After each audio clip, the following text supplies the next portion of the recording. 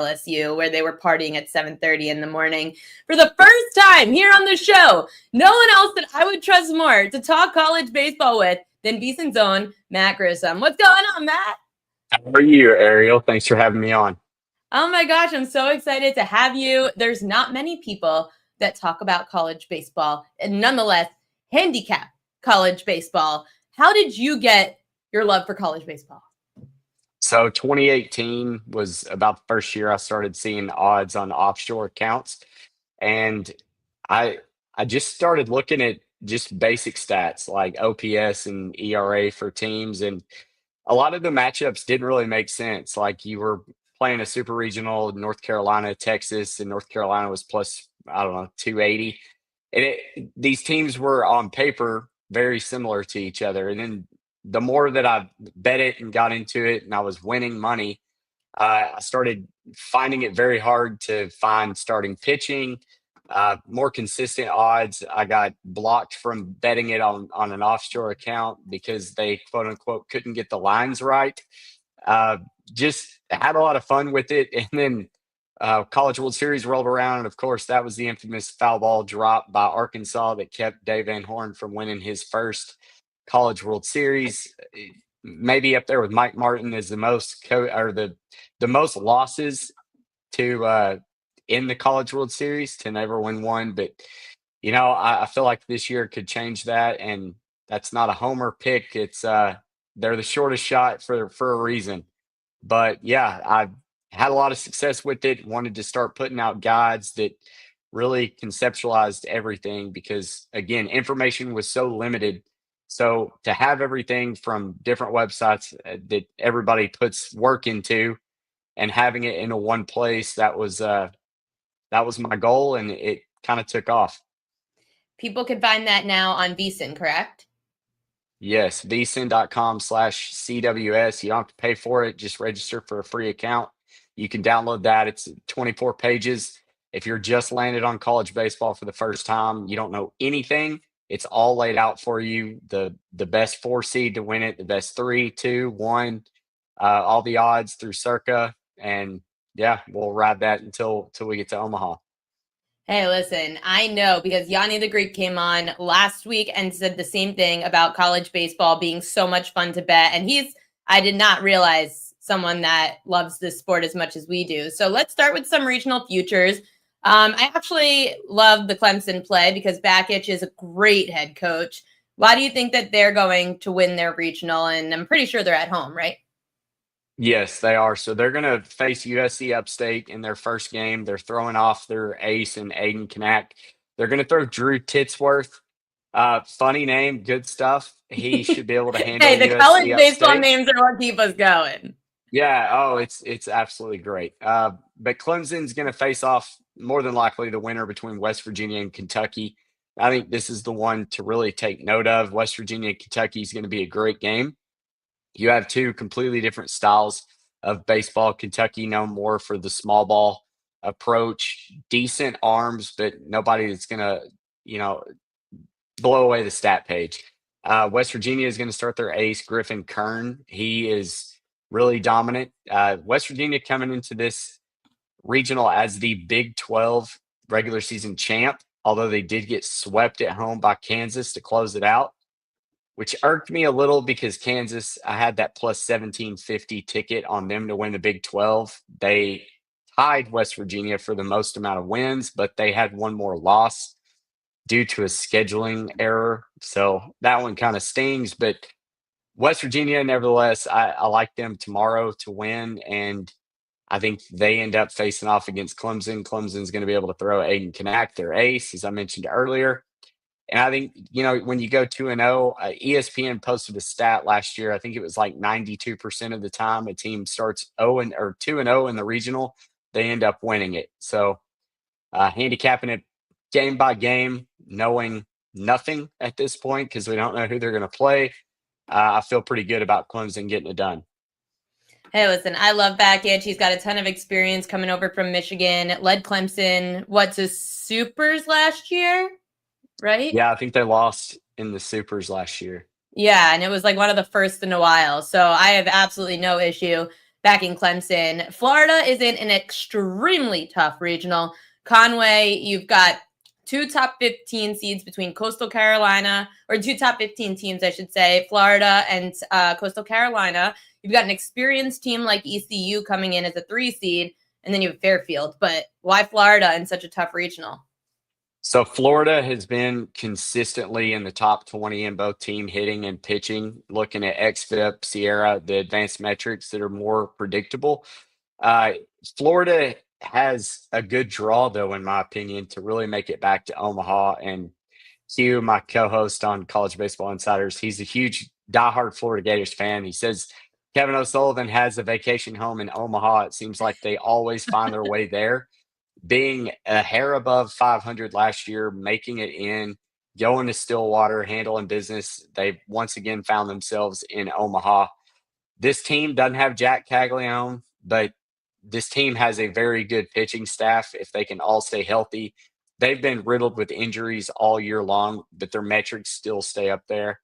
I just think Florida, the gauntlet that they've seen through the SEC, it's going to be no match for Conway, South Carolina. Coastal, been a great story. They used to do it with hitting. Now they're doing it with pitching, number 2 ERA in the country.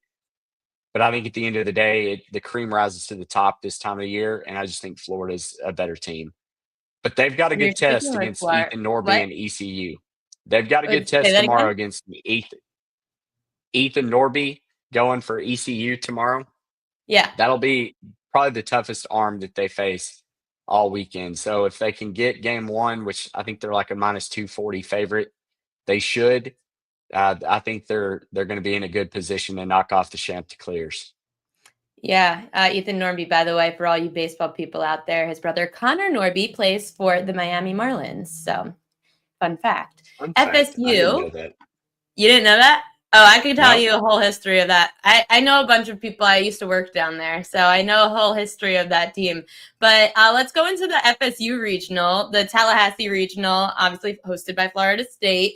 So it's like, I assume in your mind, you're thinking minus 110 is good value for a home team. And I don't know much about Northeastern, who's the number 2, but they're up against Mississippi State, and it just seems like there's a lot going on down there.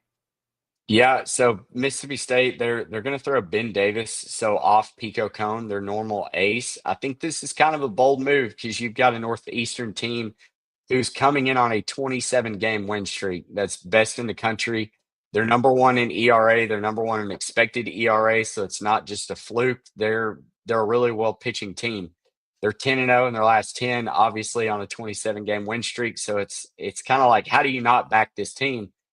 But they're 189th in strength of schedule, and that worries me. Quad 1 wins. They're 2-3. Mississippi State, they fire their head coach midway through the season. Interim head coach takes over, finds their way into the field of 64. I just think this talent level of the Mississippi State team is going to be too much for Northeastern, and it's really tough to go from the losers bracket to win it. So I actually think Mississippi State ends up taking game 1, and we'll see Pico Cone take on Jamie Arnold, the best pitcher in the country, in game 2, and I've got to side with Florida State here. Some other ones that you said when you messaged me earlier, you were like, okay, these are more longer shots in your opinion, which I like rephrased it because people will laugh at us for saying they're long shots. But obviously when you're getting plus 180, plus 250, you're not seeing these long of odds for winnable teams in regionals. Like you're going to see maybe long odds, of course, for a 4 seed, and we've seen it happen. We saw it happen last year with a 4 seed winning a regional on the road, obviously. However, Georgia Tech, you like them at plus 180. Why? So Ole Miss is hosting that Oxford Regional, and really they got into that hosting picture, in my opinion, because they did so well in the SEC tournament. They're kind of hit or miss, though. Hunter Elliott is not going to throw in game 1 against Murray State, which I understand pitching off. The problem with why I think Ole Miss isn't going to win is because their game 2 guy, Riley Maddox, he's so hit or miss. Georgia Tech has got to be a little pissed off that they're not in the hosting category. They win the ACC regular season. they come in really on a high note. They're 7-3 in their last 10. They've got All-Star Drew Burress, who has been consistently smashing the ball since he walked on campus last year. I like this Yellow Jackets team at plus 180. The problem where you don't get more value on these 2 and 3 seeds is because they have to face each other to open it up. And so typically you burn your best arm. Georgia Tech is going to throw their ace and Tate McKee against Western Kentucky, which, say what you will, the Hilltoppers can ball. You look at our guide, they're greens all the way across. They're the best team in ERA, expected ERA, WOBA, and weighted runs created plus in this regional. So it's not going to be easy, but I'm banking on Georgia Tech being able to take care of business in game one, and then they're going to push Ole Miss to end up coming out of that regional on top. Another 2 seed, you like UC Irvine. They're plus 250, so pretty nice payout there. UCLA is the host. Why the upset? I'm not buying this UCLA team. I think they're lucky to be a host. They're 3-7 against quad one teams, so they don't really have a pedigree of beating up on talented teams. And I think at the end of the day, that's going to be the biggest factor for UC Irvine is they do. I mean, even if you say, okay, yeah, it's a small school, it's a mid-major, they're 7-6 in quad one games.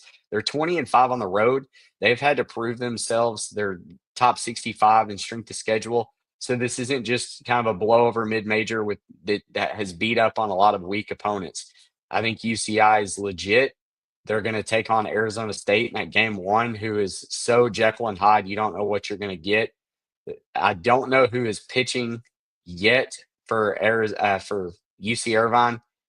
Riley Kelly, it would probably be beneficial to them to save their ace and Kelly to throw against UCLA.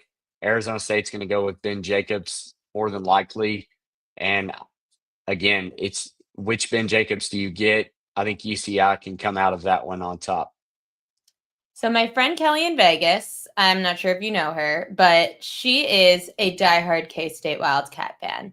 And Kelly does not like baseball very much. She actually despises it, but I make her come to Yankee Stadium once a year now. We go, I get her a free ticket because it's the way to get her there. The only other way I get Kelly in Vegas to watch baseball is her K-State Wildcats. So the fact that I can tell her that she should bet K-State baseball tomorrow, she's going to be really excited, but she's going to want a reason. So what is that reason? Yeah, so I tried to get her to come last year to the Fayetteville regional where K-State was and ended up coming out of Fayetteville on top. The Wildcats were very good She had last year. regrets, by the way. And they're decent this year. They were one of those bubble teams that barely made it in. There's nothing flashy about this Wildcats team. I just UTSA is they're one of those teams, strength schedule 122. They've only won 3 quad one games. Kansas State's good on a neutral field. They played earlier this year in Arlington. And I think the biggest factor for Kansas State is if they can get through UTSA, they're going to give Texas a run for their money, who I feel like is not playing really good baseball right now. Texas probably ultimately walks out of that Austin regional because I do think it's one of the weaker regionals. But K-State, you've been here. You're 31 strength to schedule. You probably shouldn't be here, but you are. So take advantage of it like Florida did last year and go on a little run. That's got to start against the Road Runners. Hey, I would love to see it. I want to see my girl Kelly in Vegas rooting for a baseball team. Nothing makes me happier. You are doing something that not a lot of people are willing to do, and that's fade an SEC team.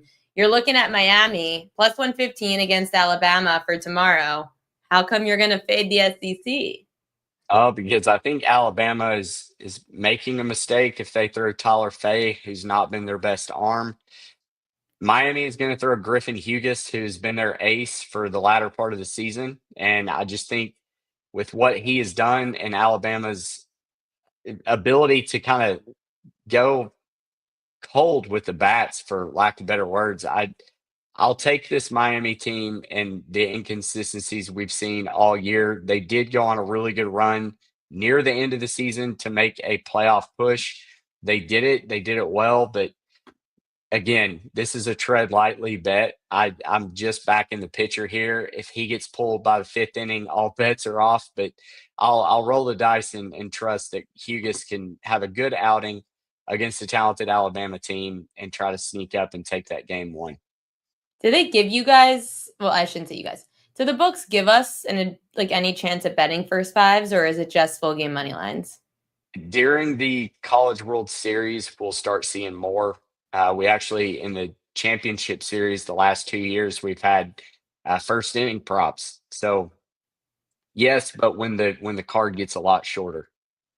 Makes sense. They can't keep track of all these teams and the bullpens and the starting pitchers. It's a nightmare. You never like these pitchers, especially after Friday. Feel like just all bets are off and everyone has no clue who's getting thrown out onto the mound, especially if you're down in an 0-1 spot. Last one, I know you mentioned WVU already. So Oklahoma State plus 105 against Duke. I think you kind of mentioned both these teams, but for anyone who might have missed it, why are you betting WVU and OK State? So West Virginia is easy. I'm backing Griffin Kern, who is not going to go against Kentucky's ace. I Kentucky again. It's a small ball team. They're going to field really well. They're going to bunt. They're going to steal bases. But Griffin Kern, he's as good as any of the SEC pitchers that Kentucky has faced.